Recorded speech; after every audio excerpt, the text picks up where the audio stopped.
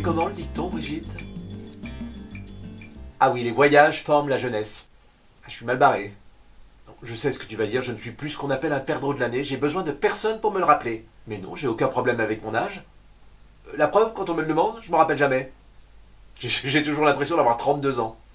Bref, ce que je voulais dire, c'est que si les voyages forment la jeunesse, je dois être sacrément déformé. Parce que j'ai horreur de voyager. Oui, je sais, ça surprend. Oh tiens, il y a longtemps, je sortais avec une fille, Nathalie. Elle me prenait pour un aventurier. Faut dire, je cultivais le look. Chemise kaki, torse velu, barbe de 3 jours. Un vrai faux baroudeur. Pour me faire plaisir, elle nous a offert un trek au Sahara. Au Sahara? Tu veux dire cette étendue de sable à perte de vue, envahie de serpents et d'autres dangereuses bébêtes, où il fait toujours 40 degrés à l'ombre, mais où il n'y a jamais d'ombre parce que c'est un désert? T'es gentil, Nathalie, mais tu m'as pris pour Indiana Jones. Harrison Ford, il est fatigué. Tiens, regarde mes pieds.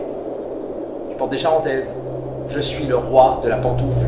Moi, ce que j'aime, c'est revenir. Mais pour revenir, il faut être parti. Alors disons que ce que je préfère, c'est rester. En avion, j'ai peur. Dans le bus, je vomis. En bateau, j'ai peur et je vomis. Et en voiture, comme j'ai pas confiance au conducteur, mon angoisse est communicative. Et plus personne n'accepte de m'avoir comme passager. À une époque où tout le monde rêve de s'allonger sur une plage paradisiaque pour siroter un Blue Lagoon, de surprendre des baleines, d'aller écouter le brame du cerf, de voir Syracuse, l'île de Pâques, Kairouan, Venise, et puis mourir, ou pire, voyager dans l'espace. Mais quel cauchemar! T'es un peu réac, non? C'est toi qui me dis ça, Brigitte. Toi, l'adepte des voyages organisés. Alors là, je tombe de mon cocotier. T'as raison, Bernard. Dans ces clubs, on communique assez peu avec les autochtones. Encore que en ce qui me concerne, je communique pas mal. Tiens, l'an dernier, pendant le safari au Kenya, avec Marius, c'était le guide, ça a duré 1 semaine. Et puis après, il est parti avec une grosse Hollandaise. Je suis pas prêt d'y foutre un pied au pays des tulipes et des saucisses. Cette année, on devrait aller en Grèce. Avec la crise, c'est drôlement intéressant. Enfin, j'espère que les Grecs seront pas comme les Italiens, tous des voleurs. L'année passée, on l'a fait de Mont-Saint-Michel, avec des Chinois. Alors, sur la bonne muraille, moi, comme quoi.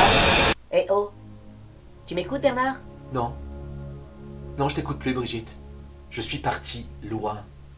Très loin. Dans un pays imaginaire. Loin des touristes qui saccagent les splendeurs de la nature. Loin des donneurs de leçons qui voyagent en hélicoptère au-dessus des chutes du Niagara. Loin des obsessionnels de la photo qui feront rien de mieux à leur retour que d'organiser une soirée diapo. Là, c'est Gégé qui soutient la tour de Pise. Là, c'est ta mère en maillot à Rio. Et là, c'est ton père derrière la Vénus de Milo. Oui, c'est ton père qui fait les bras. Parfois, il suffit de fermer les yeux et on peut aller jusqu'à la Lune.